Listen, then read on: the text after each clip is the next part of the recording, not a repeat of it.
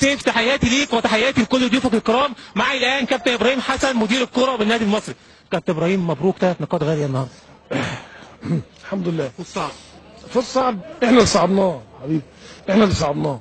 يعني انا حاسس ان اللعيبه النهارده ما اعرفش كانوا مريحين قوي لان هم فرقه فريق المحله اخر فرقه في الدوري. الموضوع هيبقى سهل، بيحصل كتير يعني، هي عمليه نفسيه بس احنا مهيئينهم من الماتش بعد الماتش اللي فات على طول بتاع جيش على الماتش دوت. وحسام قال لهم يمكن اهم 3 نقط هما ال3 نقط بتاع المحله، لان ما ينفعش تفقد منهم نقطتين او ما ينفعش تفقد 3، لان معلش مع احترام المحله الفرقه المفروض ان هي اخر الدوري، فلو فقدت نقطه معاهم هتبقى صعبه جدا. في حاله اللعيبه يعني حاسس ان في كان فاكرين ان الدنيا هتبقى سهله، ده انا احساسي. انما كنا مهيئينهم كويس جدا، بس ما تعرفش رد الفعل بتاعهم او العقل الباطني بتاعهم شغال في ايه يعني. انما احنا يعني بنقول الحمد لله على النتيجه، الحمد لله على ال3 نقط. انما اهم حاجه ال3 نقط في الماتش دوت. انما احنا مش راضيين على الاداء بتاع اللعيبه النهارده. التركيز بتاع معظم اللعيبه النهارده ما كانش فيه تركيز. انا شايف ان في اكتر من لعيب ما كانش في التركيز بتاع النهارده للاسف، يعني دي مزعلانه جدا. انما بقدر الامكان الحمد لله ان ربنا يعني ادانا ال3 نقط، ودي برضو يمكن عوضتنا خسائر النقط اللي هي بتاع ماتش الزمالك كان لينا 3 نقط، ماتش الاتحاد كان لينا 3 نقط، ماتش الجيش كان 3 نقط.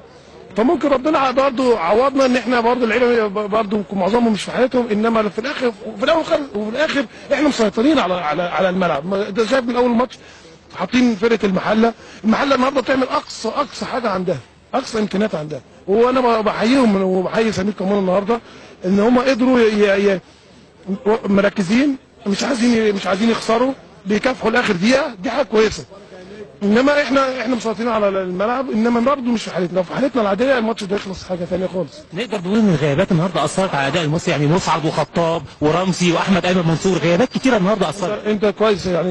السؤال برضه الواحد عشان مضغوط، فاحنا طبعا انت تلعب جون النهارده، جون ناشئين يعني كتر خيره جدا جدا جدا هو ومصطفى الباك ليفت، يعني اول مره يلعبوا، يعني مش يمكن ما دخلوش في السكور قبل كده. تخيل انت من الناس مش في السكور خالص وصغيرين، في عندهم ما فيش مواليد 97 و98 و96، واول ماتش يلعبوه النهارده مصطفى الباك ليفت واحمد الجون.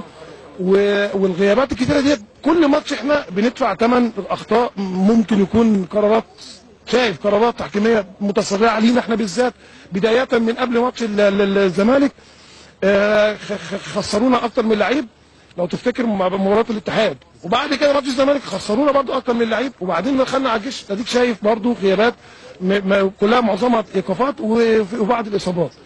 فالنهارده بتلعب اكتر من لعيب، كتر خيرنا كلنا، الفرقه كلها كتر خير حسام ان قدر يعني يعدي الماتش دوت، لان زي ما بقول لك اول مره يلعب حارس المرمى احمد، اول مره يلعب مصطفى. النهارده في ناس برضو المفروض كانت بقى الايقافات بتاعتها، النهارده هيبقى في ايقافات برضو للرؤوف رؤوف هيغيب عن مباراه بتروجيت والمهاب. فطبعا الاثنين مقصرين جدا، لعيبه مقصره جدا يعني فاحنا كل ماتش بنعاني ما بين ايقافات وما بين اصابات. انما هي دي الكوره، وهنحاول ان شاء الله وهنكافح. في انديه ثانيه عندها جيش من اللاعبين وبيشتكوا لو لعيب واحد غاب، لو لعيب واحد احنا بقى كل ده كل 4 النهارده وقبل كده والماتش اللي جاي، فاحنا ماشيين مع ربنا كويس، هنشتغل كويس ونجتهد. اللعيبه كل واحد اكيد هيتعلم النهارده من الاخطاء اللي عملها، اللعيب اللي ما كانش فايق النهارده هيراجع نفسه. احنا هنشتغل معاهم الاسبوع دوت عشان الحمد لله احنا دخلنا في ال 30 نقطه في الثلاثينات، يعني نبتدي المرحله بتاع الثلاثينات اللي احنا وزي ما انت عارف طبعا احنا في فرقه المقاصه لعبوا ماتش زياده عننا، انما احنا بنفكر في اللي جاي وان شاء الله التركيز هيعلى. ولسه في مباراه مقدمه مع الاهلي. ما انا بتكلم احنا لينا ماتش مع الاهلي، او ناقص ماتش من عن الفرق اللي قدامنا يعني. فان شاء الله انا احساسي ان شاء الله ان النهارده هيتعلم درس كويس من حته التركيز، يبقى اعلى من اللعيبه في اي ماتش مع فرقه صغيره مع فرقه كبيره، لان احنا طموحنا هم عارفين احنا لينا طموح كبير ان احنا النادي المصري يبقى في موقف كويس ومركز كويس.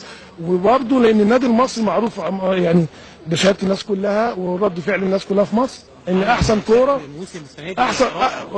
ولله الحمد واحترام كل الانديه، احسن كوره النادي المصري بيلعبها الفتره اللي فاتت دي كلها طبعا باستثناء الماتش ده فعشان كده احنا عايزين نمشي في الحته دي، يبقى احنا بنلعب كوره نقدم تابلو كويس لمصر كلها، ونعمل مركز كويس للنادي المصري. بنشكرك يا كابتن بالتوفيق.